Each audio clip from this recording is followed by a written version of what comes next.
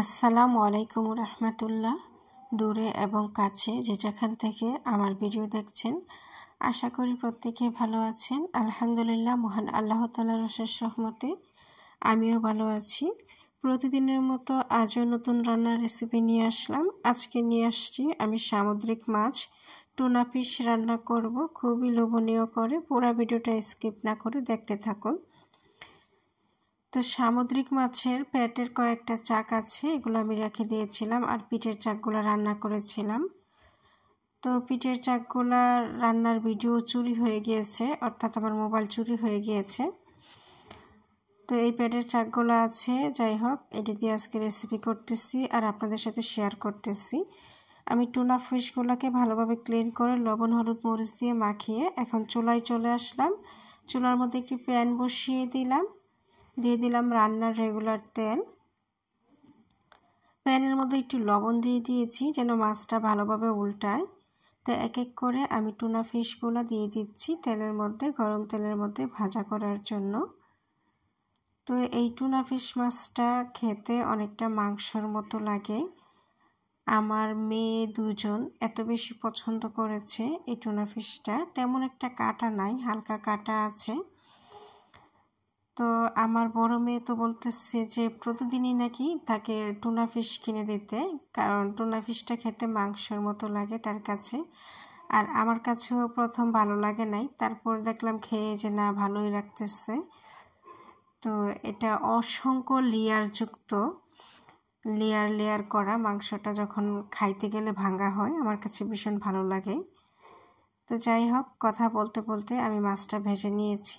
এবার মাছ ভাজা তেলের মধ্যেই মাছটাকে আমি ভুনা করব। অল্প পরিমাণে পেঁয়াজ কুচি, সামান্য পরিমাণে রসুন কুচি দিয়ে আমি লাল লাল করে ভেজে নিচ্ছি। আর তেলের পরিমাণটা কম দেখাচ্ছে, তাই অল্প পরিমাণে তেল দিয়ে দিচ্ছি।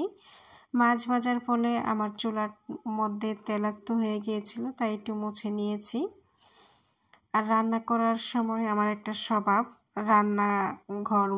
রান্না করতে করতে মুছতে হয়, না মুছলে মনে হয় যে আমার কাছে কেমন জানি লাগে। একটু তেল পড়ুক বা একটু ঝোল পড়ুক, চুলা মুছে রাখতে আমার ভালো লাগে। তো আমি পেঁয়াজটাকে লাল লাল করে ভেজে নিয়েছি। এখন অল্প পরিমাণে পানি দিয়ে দেব, দিয়ে আমি বাকি মশলাগুলো দিয়ে দেব। এখানে দিয়ে দিচ্ছি আমি 1 চামচ পরিমাণ হলুদের গুঁড়া, 1 চামচ পরিমাণ মরিচের গুঁড়া, 1 চামচ পরিমাণ ধনিয়া গুঁড়া।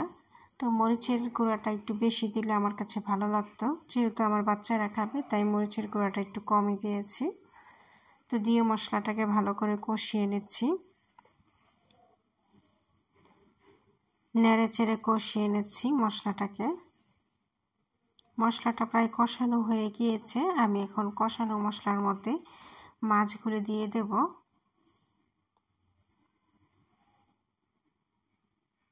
মাছগুলো দিয়ে আমি এখানে আরও একটু কষিয়ে নেব। এই টুনা ফিশটা কারা কারা খান আর কাদের কাদের পছন্দ অবশ্যই কমেন্টস করে জানাবেন। আমি মাছ ভেজে যেই প্লেটে নিয়েছিলাম মাছটা, ওটার মধ্যে একটু তেল মশলা ছিল, আমি মাছের সাথে দিয়ে দিয়েছি। এখন একটু কষানো হয়ে গিয়েছে, ভাবতেছি অল্প পরিমাণে গ্রেভি দিয়ে দেব যেন মাছটা ভালোভাবে কুক হয়, তারপর ঢেকে দিলাম। তো আপনারা যারা যারা আমার ভিডিওটা ফেসবুক পেজ থেকে দেখছেন, অনুরোধ করছি ফলো দিয়ে সাথে থাকবেন। আর যারা যারা ইউটিউব থেকে দেখছেন, আমার চ্যানেলটাকে সাবস্ক্রাইব করে দেবেন এবং নতুন নতুন রান্নার রেসিপি পাওয়ার জন্য পাশে থাকা বেল আইকনে টিপ দিয়ে ওকে করে দেবেন। মাছটাকে আমি আবার উল্টিয়ে দিলাম, মাছ ভাজার মতো করে উল্টিয়ে দিয়ে আমি কিছুক্ষণ কুক করে নিলাম। তো রান্নাটা হয়ে এসেছে, এই পর্যায়ে আমি চুলাটা অফ করে দিয়েছি। আর দেখুন বন্ধুরা, কত সিম্পলভাবে রান্নাটা করলাম আর কতটা লোভনীয় একটা কালার এসেছে। এখন আমি খাবারের জন্য পরিবেশন করে নিচ্ছি। আপনারাই বলুন রান্নাটা আমার কেমন হয়েছে। আপনারা অবশ্যই কমেন্টস করে জানাবেন, আপনাদের কমেন্টসই আমাকে অনুপ্রাণিত করে এবং আপনাদের কমেন্টসের অপেক্ষায় আমি থাকি এতক্ষণ পর্যন্ত কষ্ট করে। যারা যারা আমার ভিডিওটা দেখছেন প্রত্যেকের